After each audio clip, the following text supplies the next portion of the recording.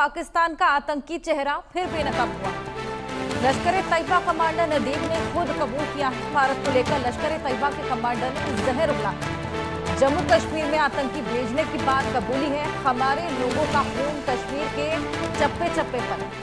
जम्मू कश्मीर के पहलगाम में 22 अप्रैल को हुए आतंकवादी हमले के बाद भारत ने पाकिस्तान के अंदर मौजूद आतंकी ठिकानों पर हमला किया था। इसके बाद पाकिस्तान तिलमिला उठा था और उसने कश्मीर में आतंकवादियों को भेजने के पीछे अपना हाथ होने से इनकार कर दिया।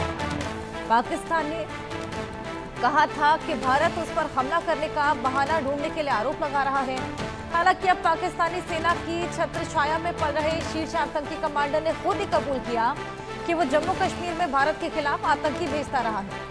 लश्कर तैयबा के शीर्ष कमांडर फैसल नदीम ने हाल ही में पाकिस्तानी सेना के समर्थन में हुई रैली में हिस्सा लिया था। इस दौरान उसने भारत और जम्मू कश्मीर को लेकर जहर उगला और कश्मीर में आतंकी भेजने की बात कबूली। रैली में बोलते हुए नदीम ने कहा कि हम उन लोगों में से हैं जिसने लोगों का खून कश्मीर के चप्पे चप्पे पर है। कोई गांव ऐसा नहीं, कोई शहर ऐसा नहीं, कोई इलाका ऐसा नहीं जहां हमारे किसी शहीद का खून मौजूद था।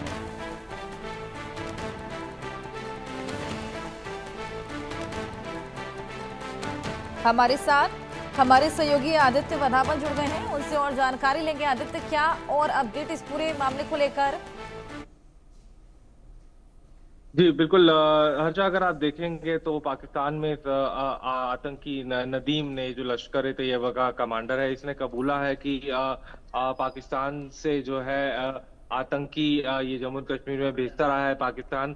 और इसमें कोई नई बात नहीं है। हमने पहले भी ऐसा देखा है कि जितने भी आतंकवादी हैं पाकिस्तान में, वो ऐसे खुलेआम ऐसे जो है हेट स्पीचेस वाले जो है बयान देते हैं और उनको पूरा संरक्षण मिलता है आईएसआई और पाकिस्तान आदित्य, आर्मी मैं का। आपके पास वापस आऊंगी, क्या कुछ उन्होंने कहा है ये भी आपको सुनवाएं।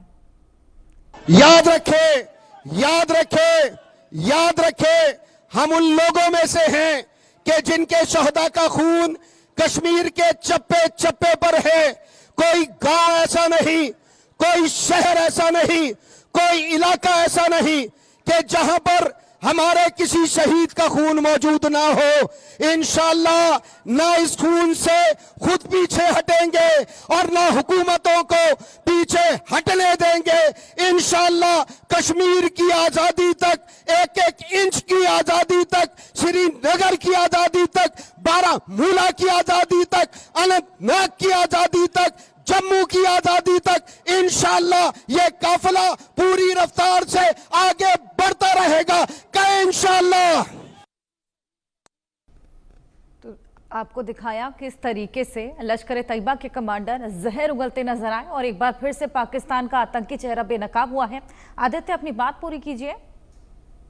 जी बिल्कुल, इस तरह के जो आतंकी हैं, चाहे लश्कर के कमांडर हो चाहे जैश के कमांडर हो, हमने पहले भी देखा है किस तरीके से वो ओपन खुले आम में पाकिस्तान में उन्हें छूट मिली हुई है। इस तरह के हेट स्पीचेस और भड़काऊ भाषण देते हैं और ये सारा जो इस तरह का टेररिज्म प्रोपोगेट होता है पाकिस्तान में, ये पाकिस्तानी पॉलिटिकल इस्टेब्लिशमेंट के सपोर्ट की वजह से होता है।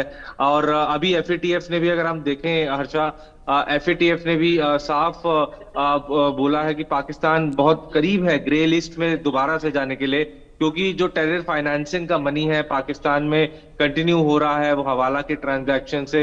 और अगर इस समय पाकिस्तान पहले से ही बहुत मुसीबत में है, क्योंकि उधर से तहरीके तालिबान के अटैक्स हो रहे हैं, बीएलए के अटैक्स हो रहे हैं, और तब भी पाकिस्तान इन चीजों को बढ़ावा दे रहा है। तो कहीं ना कहीं आने वाले समय में पाकिस्तान के लिए बहुत बेहद दिक्कतें होने वाली है, क्योंकि ये आतंकियों को खुला एक प्लेटफॉर्म देता है और तो वो वहां की जनता को जो है रेडिकलाइज करने का काम करते हैं। वहां के जो पाकिस्तान के युवक हैं उनको रेडिकलाइज करने का काम करते हैं। तो कहीं ना कहीं पाकिस्तान के लिए अब बहुत ज्यादा मुश्किलें आगे बढ़ने वाली हैं, क्योंकि उनकी इकोनॉमी ऑलरेडी बहुत वीक है।